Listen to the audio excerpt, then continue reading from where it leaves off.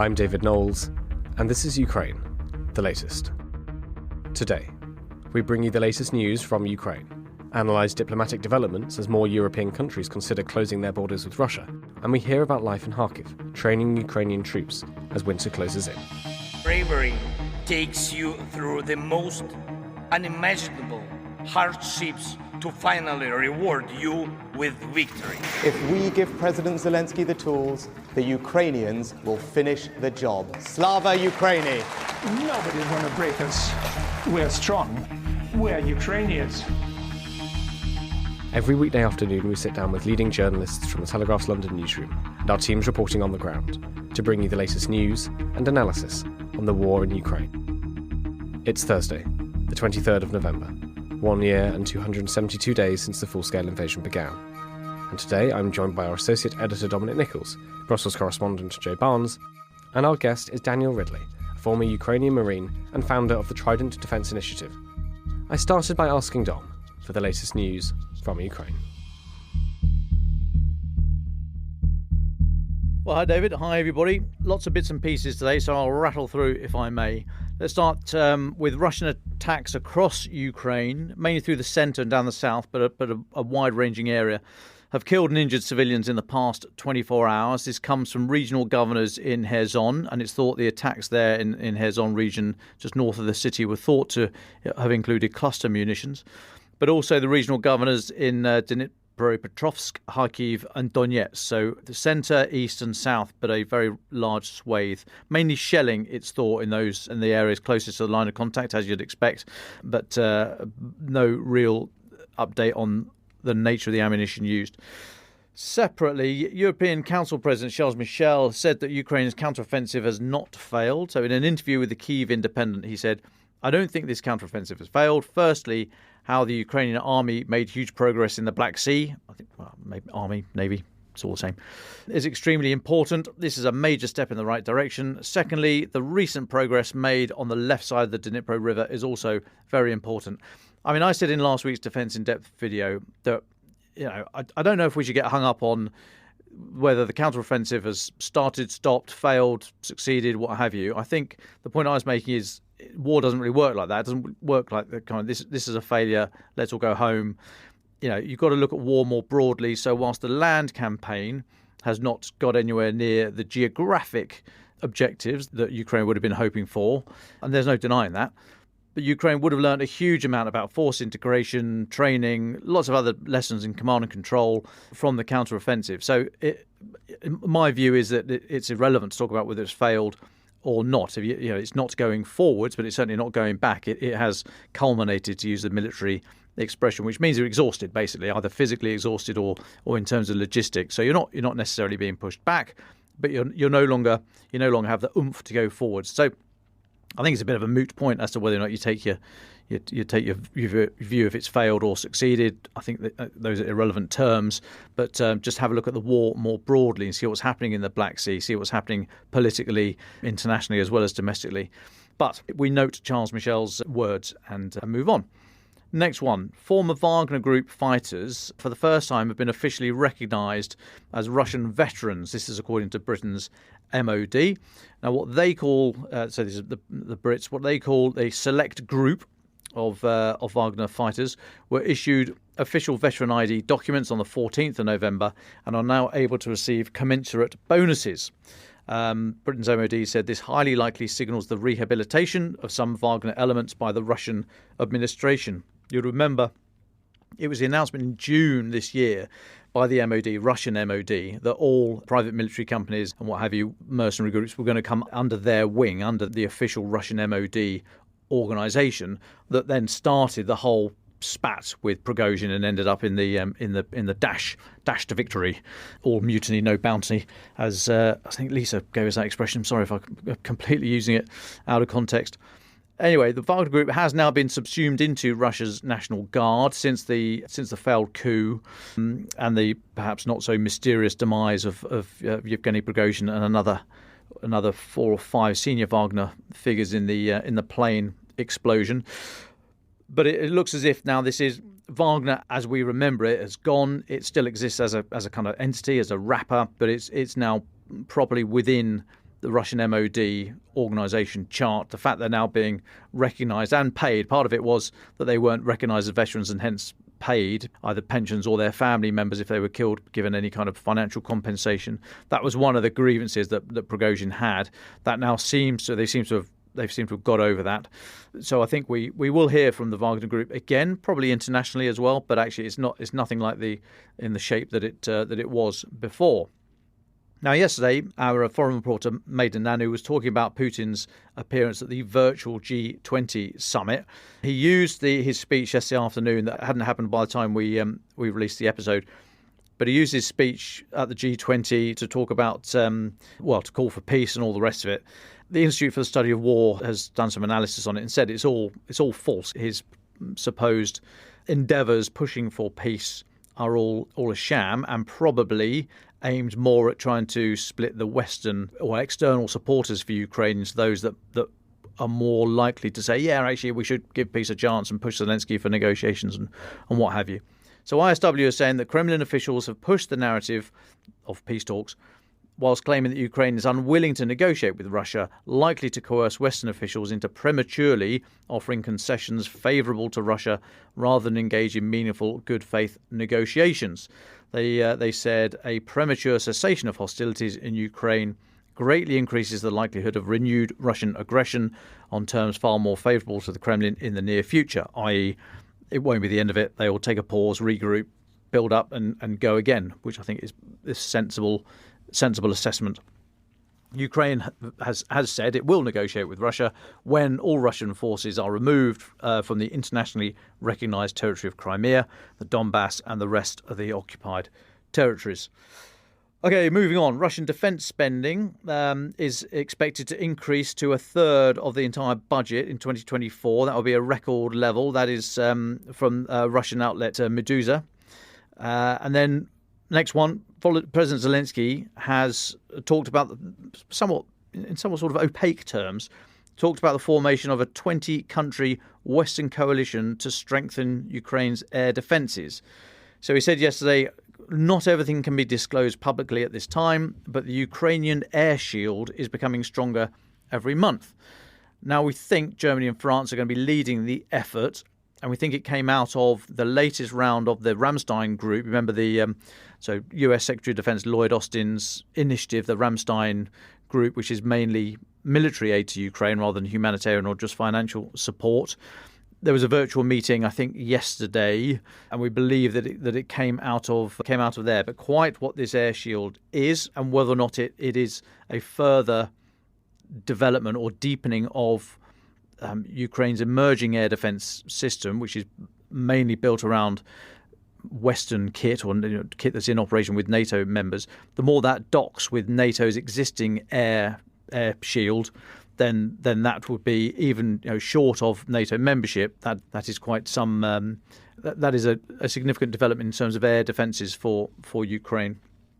And then just finally, news that's coming out this morning. Actually, Poland has charged a group of 16 foreigners with espionage after it shut down a Russian spy ring earlier this year. So officials in Warsaw made the announcement yesterday.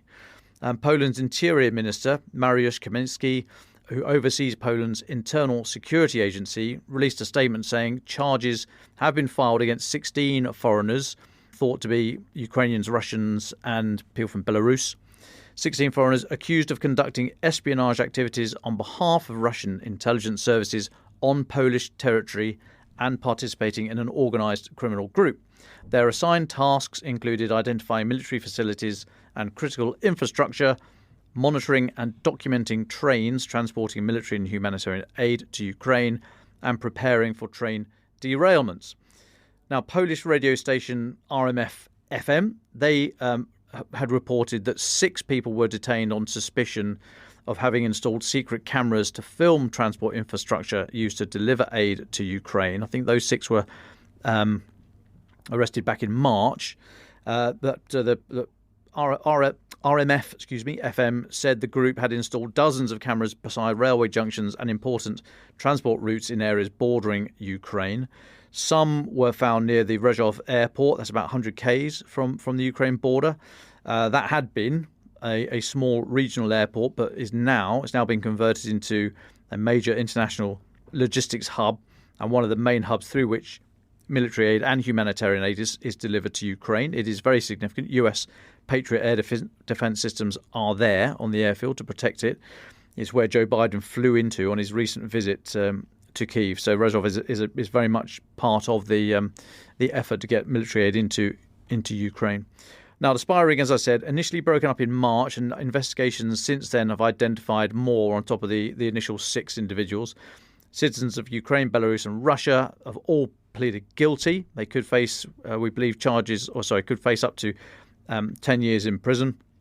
The Office of the Coordinator of Poland's Security Services, Stanislav Zarin, said in a statement all defendants admitted to committing the acts they were accused of and voluntarily submitted to punishment, which sounds pretty painful. And that's it. I'll take a break there, David. Thank you very much, Dom, for all of that. Joe Barnes, can I come to you next on the diplomatic and political updates? It's very, very good to see you, Joe. Welcome to London. Thank you. And yeah, good to see some faces rather than speaking down a telephone to you all. Yeah, so let's start with Vladimir Putin. He has arrived in Belarus for the first time in 11 months. Belarus neighbouring Russia and Ukraine, and is seen as Russia's most closest ally in the region. It was used as a springboard, a staging post for the invasion. One of the initial attacks on Kyiv came via that point. And the Russian president is participating in what's known as a Collective Security Treaty Organization summit with Alexander Lukashenko, who is the Belarusian dictator. Alliance members include Armenia, Kazakhstan, Kyrgyzstan and Tajikistan, which is just interesting to see how you can see the regional power blocks playing out and where they are. Then let's move to Italy and Germany, have signed up to build a new gas and hydrogen pipeline across the Alps, and that is in a bid to shore up energy supplies in the wake of the invasion of Ukraine. That was announced on Wednesday by Olaf Scholz and Giorgia Meloni, the German and Italian leaders. So mainly since Moscow's invasion of Ukraine, Germany has been incredibly anxious about its supplies of gas, mainly from Russia, where it had very cheap pipeline gas via Nord Stream pumped into it, which fueled its car factories and industry and basically made it sort of a massive player. But that is now all disappearing, and Germany is looking to diversify away. So the proposed pipeline will bring supplies from North Africa up through Italy, across Austria and into southern Germany. It's going to be able to enable the import of about 10 million tonnes of hydrogen by 2030. That's according to German media reports. This is what Olaf Scholz had to say. We agree that we want to expand our energy cooperation in order to strengthen long-term supply security and transformation. With a new pipeline across the Alps, we want to increase the security of supply of both of our countries. At the same time, we want to quickly conclude a German-Italian gas and solidarity agreement. So we're actually, North Africa is a great hub and sort of one of those areas that everyone is going to for fossil fuels, mainly gas supplies, in the wake of diversifying and cutting away from Russian ties. So geography dictates that is one of the areas that will travel through, and it's good to see Germany are doing more to cut away from its old reliances. Let's go to the Norwegian and Swedish borders. So Norway and Estonia, so not Sweden, will look to follow suit with Finland in closing their borders with Russia. So Helsinki has completely closed its border with Moscow after a surge of illegal migration, which it has accused Russia of orchestrating. So if we go back, it was, when I first started at the Telegraph over 2 years ago, we were looking at migration through Belarus into the likes of Poland, Latvia, Lithuania, and it was mainly what Europeans said was state coordinated. So Belarus was putting migrants from Africa, from the Middle East, Afghanistan, etc., on buses and taking them to the borders with the EU and then pushing them across into Europe. And that was said to have been organised through Russia as a way of destabilising the West. So now we have seen what looks like an uptick in that over the last few weeks, and governments are taking action. So Norwegian Prime Minister Jonas Gahr Store on Wednesday said that he would do the same, that's close the borders if necessary. And as I said, Finland has accused Russia of doing that. But let's go to the Netherlands, where we've got overnight the election results there, and a slightly shocking win for Geert Wilders, is the far-right anti-Islamic firebrand leader. He's PVV party has won the Dutch national elections. Well, when I say won, it's fallen very short of majority, but he has the most seats on 35. So it currently leaves Geert Wilders in pole position to form the coalition government.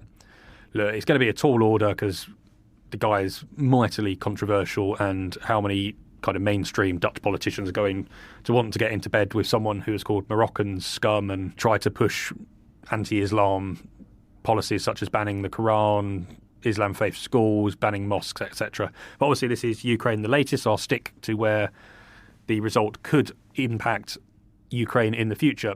So the Dutch has been a great donor to Ukraine so far. We look at the Patriot missile systems, Leopard tanks, and the Dutch are actually leading the F-16 fighter jet coalition to looking at getting F-16s into Ukraine's air force by next year.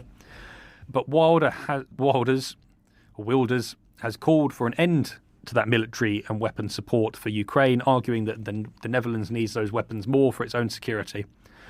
And while Wilders and his party have denounced the Russian invasion of Ukraine, they have actually questioned the Western alliances with Kyiv and the crackdown on Russia through sanctions. So there is essentially falling in line with this idea that, look, while we support Ukraine, we shouldn't do much to support it in practice because it hurts our country through sanctions. It's sort of the same line that Hungary takes, Slovakia is taking. The Polish government before Donald Tusk won said, look, let's keep our weapons because we need them domestically now. So it's that sort of mentality. But there's also a pledge. Geert Wilders and his party are massive Eurosceptics. They have a sort of a Nexit policy. They want to take the Netherlands out of the EU, but in the meantime they want to block any new members from joining the EU. So that includes Ukraine, whose a decision on future membership talks comes up on the table next month at a Brussels summit. But then actually looking back at sort of Geert Wilders' contacts with Russia, he might have denounced the invasion of Crimea and the invasion of the full-scale invasion, but historically there has been ties between the Kremlin and his party. So some Ukrainian hackers earlier this year actually managed to find some documents and leak them online that demonstrated the Kremlin attempting to forge ties with Wilders' PVV party since 2013. One example of that, a far-right Russian MP going by the name of Slutsky, he organised for PVV MEP Andrei Alitsin to visit Moscow in 2017, and I used the bunny ears to observe the Russian elections. Yeah, if dictators need observing, that's sort of great fun. In 2018, Geert Wilders himself visited the Russian capital, a trip which was organised by Slutsky, and at the time Wilders was claiming that his visit was to keep the dialogue open after Russia annexed Crimea and after the downing of flight MH17 over Ukraine, which killed a lot of Dutch people. So Wilders did not personally comment on that visit. And let's move on to another European Union decision. While it's loosely connected to Ukraine, it's actually looking at the possibility of how do we weaken Hungary's opposition to Ukraine being given access to formal membership talks. And so the European Union has approved a fund of about £800 million, so about $1 billion in funding under the Repower EU schemes. That's sort of looking at how do we help countries move on to better post-Soviet power grids, transition to renewable energy, etc., move away from Russian fossil fuels. And the Commission has basically given Hungary's plan the legal go-ahead, and that's going to be voted on by member states in due course. But what we do is we have to look at what's happening in Hungary. So Viktor Orban on Wednesday said that the EU should not omit Ukraine until it undertakes a full review of its strategy of support for Kyiv, and that includes a strategic look at what's happening on the battlefield. So Viktor Orban is in a constant sort of standoff with Brussels, and if you speak to EU officials, they believe that Viktor Orban is using Ukraine and the EU support for Ukraine as leverage in order to unlock some sort of 13 billion euros in funding that is due to Hungary under another banner. So is this potentially the first bit of bait that we are seeing from the EU to get a positive message from Hungary when it comes to that vote next month? And I'll stop there for now. Well, thank you very much, Joe and Dom, for all of that. Well, it's great, Daniel Ridley, to have you back on the podcast. Could you remind our listeners just quickly where you are and what you do? Yep, thank you very much for having me back. It's good to be back in. I think this is the third or fourth time now. I'm currently based in Kharkiv, which is in the far northeast of Ukraine, and I run an organisation called Trident Defence Initiative. We are a military training centre / organisation for the Ukrainian Armed Forces, and we've so far trained 11,000 Ukrainian soldiers free of charge in a variety of different skills, infantry, medical, drones, engineering, and a few others, to say the least. Well, Daniel, we've heard a lot from Joe and Dom about some of the updates from around Europe and around the world. What about for you? You're in Kharkiv. What's the atmosphere like there? Can you give us an idea of what you're seeing? What are people telling you? And with winter arriving, how are you preparing for that? Yep, so I've been in Kharkiv well over a year now, coming up to a year and a half. Situations consistently got better and better, especially during the counteroffensive in Kharkiv last year, where the vast majority of Kharkiv Oblast was liberated from the Russians, and the sort of semi-encirclement they had around the city was pushed back. The situation has got, incredibly more secure in Kharkiv.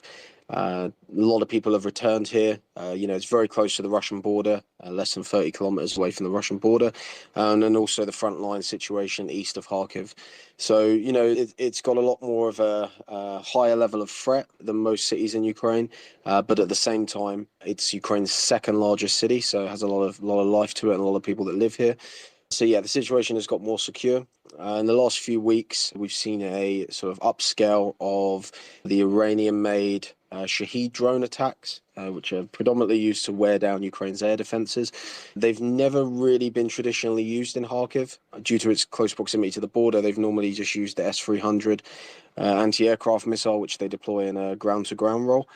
But there's been an upsurge of it in the last few weeks, hitting specific targets, but also just sort of to drain Ukraine's air defences in this area.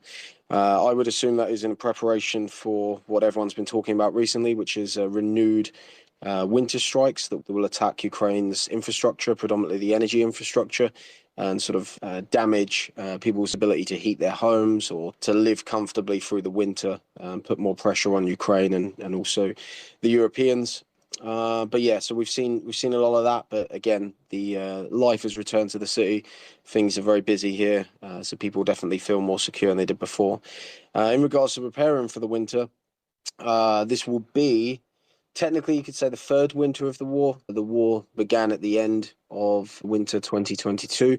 And then we had the end of 2022 winter, where it was sort of the first long winter that we'd had here. Ukraine was prepared, but things were difficult. We had power outages that lasted anywhere between 3 to 5 days.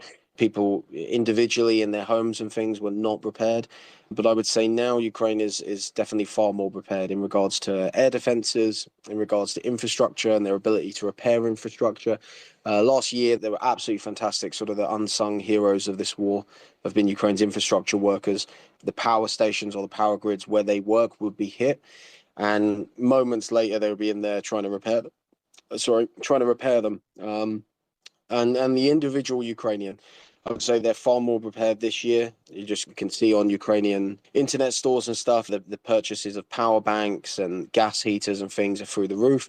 People know what's most likely going to come. It's already sort of started. I know Kharkiv was hit quite bad with Shahed drones in the last few weeks. And then as Dom mentioned, over the last few days, a huge number of Shaheds have been fired towards Kiev. Again, these aren't necessarily to hit something or strike something. They're just there to wear down Ukraine's limited stock of air defense missiles and air defense systems. So yeah, overall, in general, people are definitely more prepared for the winter, and they sort of expect the inevitable, which is coming. Well, thank you so much for all of that. Dan, you talked about the training programs you run. Could you just share a little bit about how your training has changed through the year? I mean, this war the full-scale invasion has been going on for 20 months, 21 months now. How is what you do and how has what you teach the soldiers changed with the ebb and flow of the fighting? Yes, I covered this briefly the last time I was on a few months ago in the height of Ukraine's summer counteroffensive. But the training, we provide a standardized outline of training courses, a variation of training programs, but every single one of those is adaptive depending on which brigade or which individual unit we're training. So As you said, with the ebb and flow of the war, some areas or sometimes it can be defensive or, in an assaulting posture, especially during the counteroffensive, which hasn't just been limited to the south. There's also been counteroffensive operations going on in Kupiansk, in Bakhmut and the area around that as well. And that has sort of tailored our training. Definitely over the last few months, we've been focused more on going forward. And as we come closer to the winter, it's more about staying in place and holding. As much as everyone would like it to, it is near impossible. I myself spent almost 20 months in a trench in the east of Ukraine prior to the full-scale invasion during the period of war before that. And I did 2 or even 3 winters, the way it worked out in the trenches. Can get down to, I think the worst was -27. You're not doing anything then, and neither are the enemy. It's very difficult conditions to move equipment, to move men, to motivate men.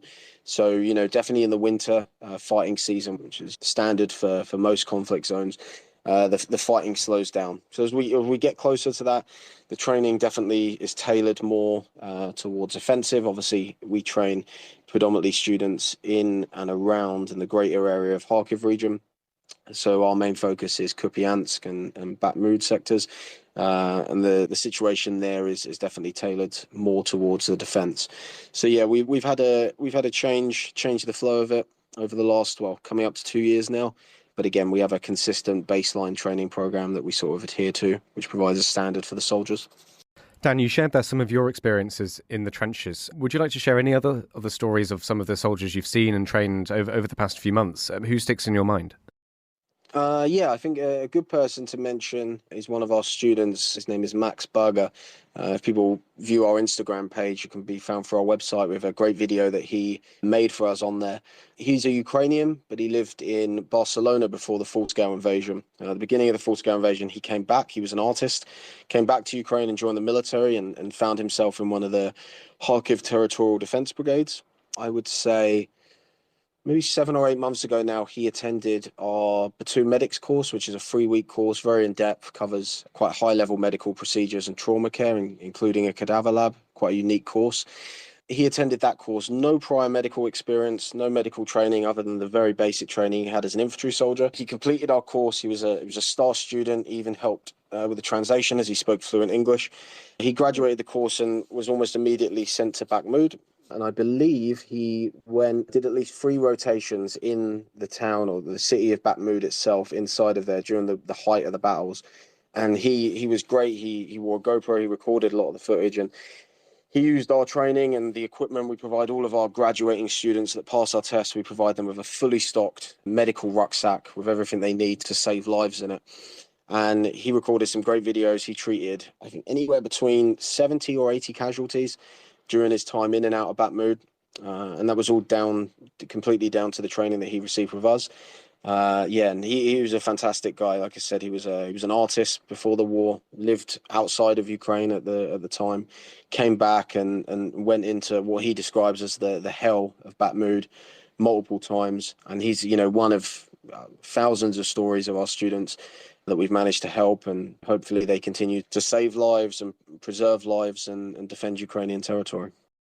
Well, thank you so much, Dan. I'm going to hand over to Dom and Joe now. I've just got one more question, but I know Joe's been writing quite a bit on some aspects of the Ukrainian army in the past few days. So, Joe Barnes. Hi, Dan. Good to hear from you, mate.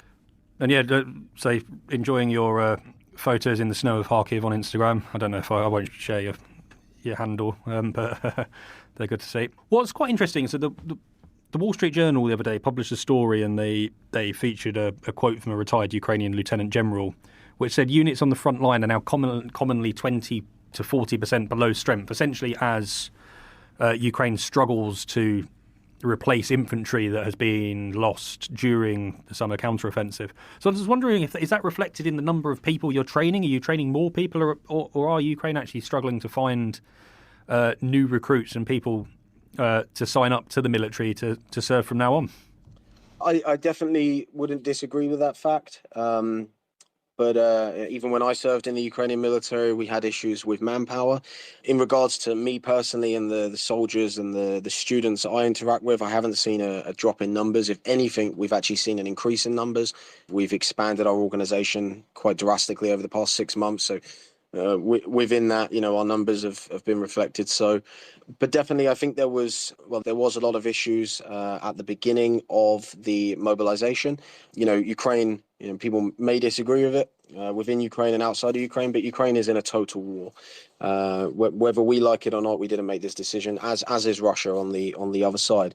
So within that, comes with mobilization, a draft, whatever you want to call it. That's unavoidable. But everyone, I believe everyone has a commitment to contribute to the defense of their country.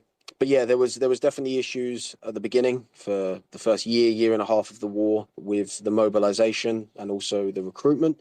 I know Ukraine is definitely moving forward with that now. Recently, Zelensky restructured all of the recruitment and the mobilization centers, restructured the command structure there and the recruitment procedures there. And then also, I believe Ukraine is moving towards more of a modern standard of volunteer recruitment as well. I believe there's one of our partners, actually an organization called Lobby X. They basically advertise job roles within the military, within specific units. And what they will do is they will offer those positions out to Ukrainian citizens that they can then apply to join. So they can find a more specific role within the military tailored for them. It's definitely something that has time to come. Obviously, the conditions for a Ukrainian soldier, I have a biased opinion, I won't deny that. But the conditions for a Ukrainian soldier are far more desirable than for a Russian mobilized soldier. That's apparent. You can see anything of the conditions that Russian mobilized soldiers live in and also how they're treated is definitely not reflected in even 10% of how a Ukrainian soldier is treated. We provide a large bulk of post-training. I know the Ukrainian military has its own initial training centers and things like that. But the standard's definitely improving. Ukrainian, whatever the Russian propaganda says, or the anti-help Ukraine Western media or propaganda, whatever you want to call it, says the Ukrainian population is still very motivated.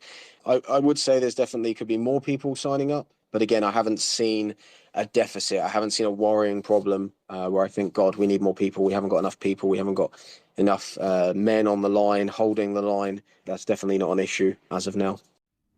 And then Dom and I were having a conversation on Monday's pod about sort of the use of tourniquets, and I actually used you as an example because I think you had been posting on about sort of tourniquets being used too sort of liberally, and it's causing sort of people to have amputations that weren't needed. So I was wondering if do you see the sacking and the head of the medical forces and the bid to bring this up to a better standard? Do you see this as a positive? From a guy I've seen you guys in action at TDI, and we did a piece, when was it, last June, which is on the website still for people to look at. So we know that you sort of deliver great training, but do you actually see now a need to sort of bring that level of training up elsewhere, and do you sort of agree with that in general? Yes, it's actually one of our main focuses, and obviously as the war goes on, Ukrainians become more knowledgeable about the specifics of combat and tactics than a Western instructor would. We have a large amount of Western instructors, but also Ukrainian instructors. But tactical medicine is always something that we sort of is our sort of big thing. We run 3 different levels of medical training here, varying lengths and in-depthness. And yeah, I made a post on it recently. It's been a controversy, and something that's been spoken about a lot in Ukraine since the beginning of the war was the fake tourniquet issue. People just being do-gooders, especially outside of Ukraine, were looking to send support and aid. So they would go on Amazon and, everyone needs a tourniquet. It's the first thing you use, the most important thing you use. And they would go on Amazon and type in tourniquet, and, a million results would pop up. Oh, you can get 100 of these tourniquets for only $2 a piece. So they say, that's great, I can get 100 tourniquets. But the reality is they were Chinese, fake copies, airsoft copies, whatever, and they were a big issue. It's sort of become a bit of a beating a dead horse thing now. We're seeing a bit of an improvement with it, especially. It's gone on for a long time now, this controversy, and soldiers are identifying which is a fake, which isn't. But yeah, the thing that's been coming across a lot lately, I've seen it personally during my work in the morgue with the medical course, and then also the thing that I posted about recently on Instagram was the overusage of tourniquets. People were getting, the tourniquet's the most important thing. As soon as you see blood, put a tourniquet on. And then people were just applying them everywhere. They would see blood, put them on. And unfortunately, if a tourniquet's applied for an extended period of time, you will lose that limb. It effectively cuts off blood flow, turns the blood toxic, and you're having a lot of unnecessary amputations, including people that I know have had it. That's not necessarily an issue with, let's say, the hospital. The hospitals aren't just lopping legs off willy-nilly. The issue is predominantly the application point. People are putting it on, and then just because of the war situation in Ukraine, for a multitude of reasons that I won't go too in depth into, evacuation takes over an hour, over what we call, and Dom knows about it, what we call the golden hour, which is if you get someone to a hospital within an hour of being injured, they have a much higher increased rate of survivability, and then everything after that is far lower. In regards to the firing of the head of the Ukrainian military medical services, or the replacement, obviously Zelensky's done a lot of shifting in his cabinet and in his positions. Some people have slipped under the radar and gone unnoticed. The main driving factor behind that was actually to do with blood transfusions, giving blood to injured soldiers.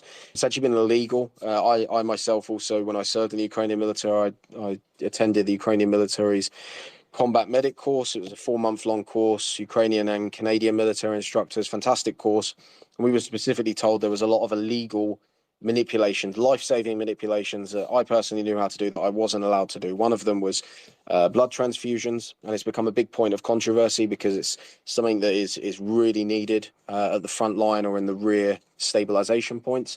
And it became a huge controversy. Ukrainian soldiers were crying out to be allowed to do it. They were getting qualified. There's courses, a lot of courses in different places. Some I know about, some in Kiev, where Ukrainian soldiers were either paying their own money or something else I don't agree with, Ukrainian soldiers having to pay for training, but whatever. We're going and getting these qualifications to deliver blood, to make blood transfusions, but we're being disallowed by their command to do it. And I believe that was one of the driving factors, Ukraine's sort of military medical heads' inability to change out of what maybe is Soviet practices or old Ukrainian practices and move forward into a more modern system of combat medical care. Ukraine uses the March standard, the March algorithm, which is the American system, and the TCCC guidelines. Ukraine has adapted those since 2017 when a lot of the foreign missions were training. Great system, very effective. But the problem is the Ukrainian legal system that backs that hasn't really adapted to change to that. So yeah, hopefully we'll see more of a modernization of it. The volunteer networks, volunteer medics here are very strong and very powerful, and they always have been. And they're pioneering a lot of things. There's some great organizations out there. Hospitalers do some great work, and quite a few others. So yeah, hopefully seeing more of that and more modernization of it, and hopefully the Zelensky government puts someone more modern, more astute, and more knowledgeable in frontline conditions in that position. Dan, hi, it's Dom here. Thanks so much for joining us again. Welcome back.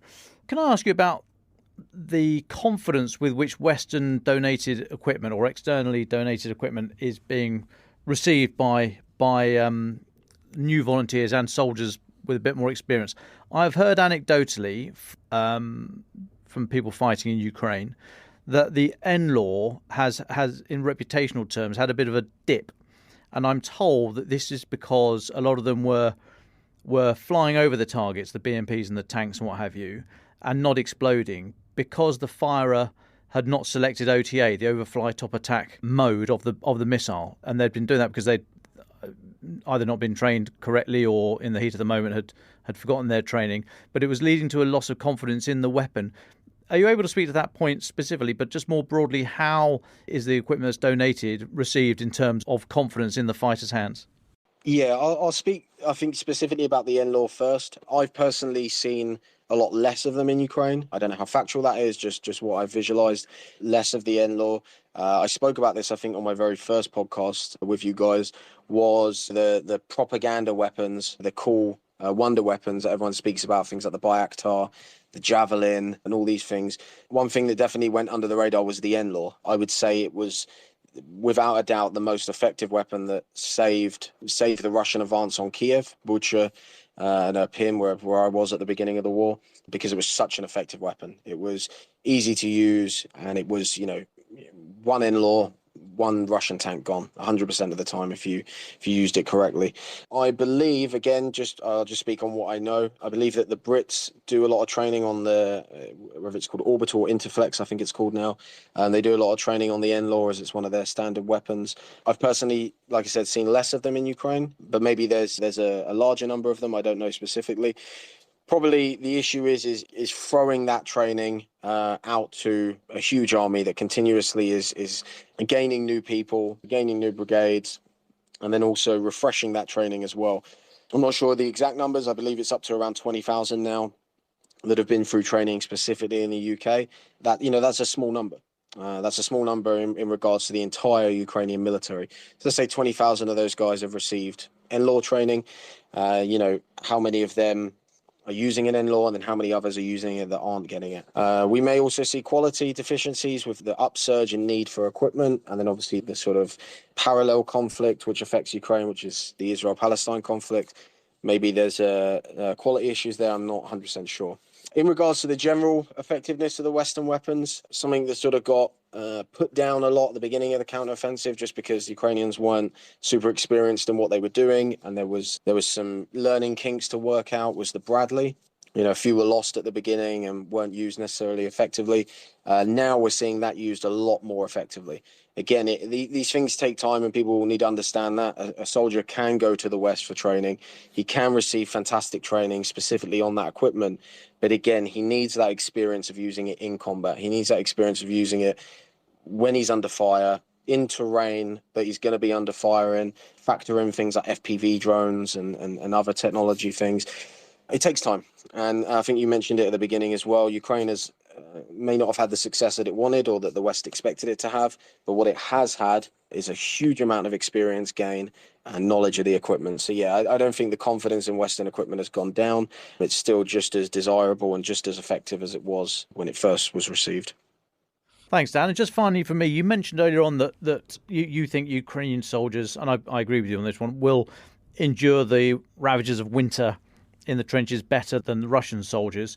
Can you talk to us about the kind of standard kit that they're now being issued, how widespread the good winter clothing is, and boots and things like that, and how well will everybody get it? Everybody get the good stuff at the front line to enable them to survive and even possibly take the fight to the Russians. But just what should be expected at the front in terms of winter gear for the individual? I would say straight off the bat, it is, and even in the British Army, we know this far too well. Winter gear and things like that are always the bane of corruption, whether it be low-level corruption, the quartermaster keeping all the good jackets in his stores, or whether that be high level at a governmental level. Ukraine has experienced that with winter gear in the past. I experienced it in the Ukrainian army at a low level, but that's consistent with most militaries. That's just how things work sometimes. But yeah, when I served in the Ukrainian military, I was issued pretty shockingly impressive set of winter equipment.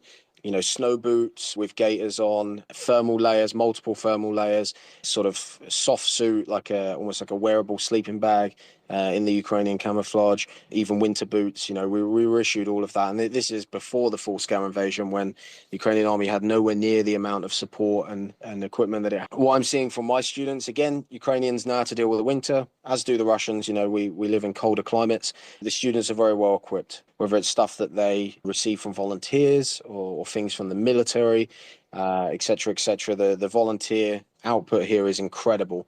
Absolutely dwarfs the public support that the Russian military has, and even further dwarfs the support that the British military has from the public.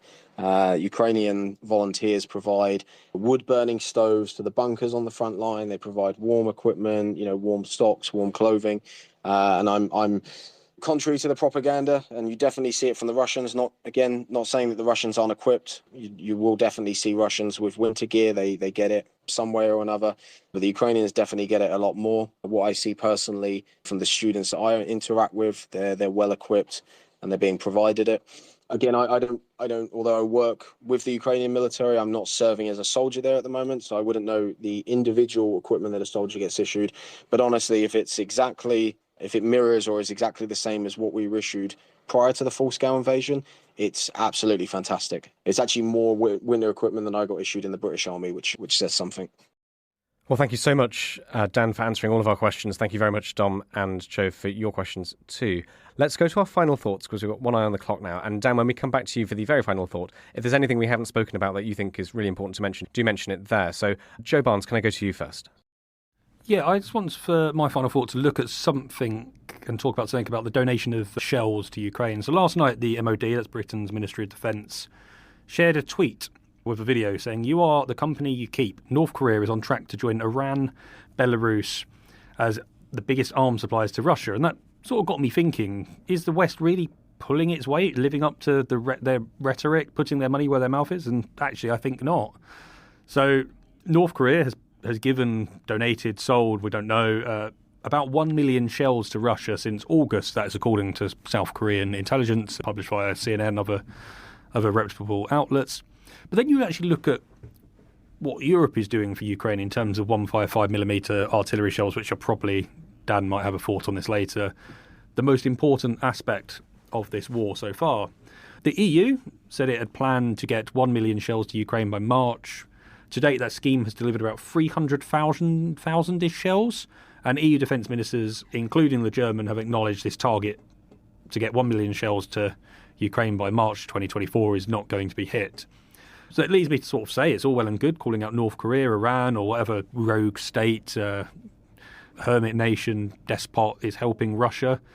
But is that really enough? Probably not. Russia will be able to turn its advantage in numbers, supplies, even if that is quantitative and not qualitative, into battlefield advantages. That's just not good sort of news for Ukraine. So I haven't heard from the British for a while about whether they've sent 155mm artillery shells or what they're doing. Those press releases seem to have gone quiet. I know a lot of stuff is done sort of under the radar because they don't want to release various information for national security reasons. But while the Storm Shadow is a great bit of kit and being used greatly by the Ukrainians, maybe we're ignoring some of the most important elements that will help sort of Ukraine hold its ground on the battlefield, and that's the 155mm shell. I'll stop there. Thank you. Thank you, Joe. Dom Nichols. Thanks, David. So Putin has used the W word. He was speaking to reporters in Moscow yesterday and said, "Our goal is not to spin the flywheel of military conflict, but on the contrary, to end this war." Now, you may remember using the word war to describe the Ukraine, war, has effectively been illegal in Russia since March, when Putin signed a censorship law that makes it a crime to disseminate fake information about the invasion, with a penalty of up to 15 years in prison for anyone convicted. CNN are reporting today that Nikita Yuferev, who's a municipal lawmaker from St. Petersburg who had to get out of Russia due to his anti-war stance, he's been speaking on Twitter today, and he has asked Russian authorities to prosecute Putin for spreading fake information about the army. So far, so amusing. Blah blah blah. Let's see what happens. The point is, was this a mistake, or was it Putin's start to reframe the war, particularly in advance of Russia's March presidential election? Now, if it's Putin trying to ramp things up in a narrative term to shore up domestic support, that might be one thing. But if he's trying to ramp things up as a prelude to mobilisation, full mobilisation, because we know that the partial mobilisation that he's done so far was extremely, extremely unwelcome by society. Led to the flight of about 1 million, we think 1 million fighting-age males. So he's been desperate not to go for full mobilisation, but potentially it might be moving in that direction. So was it a slip-up, or was it the start of something else? We will obviously keep our eye on that. But of course, the March presidential election is going to really start to impact every little aspect of what we see in terms of the Putin and the wider Kremlin and Russian sort of diplomatic initiatives. Thank you very much, Dom. Dan, thank you so much for all of your time. Thank you for answering all of our questions. Would you like to have the very final words? Yep, I'll just quickly jump off what Joe said.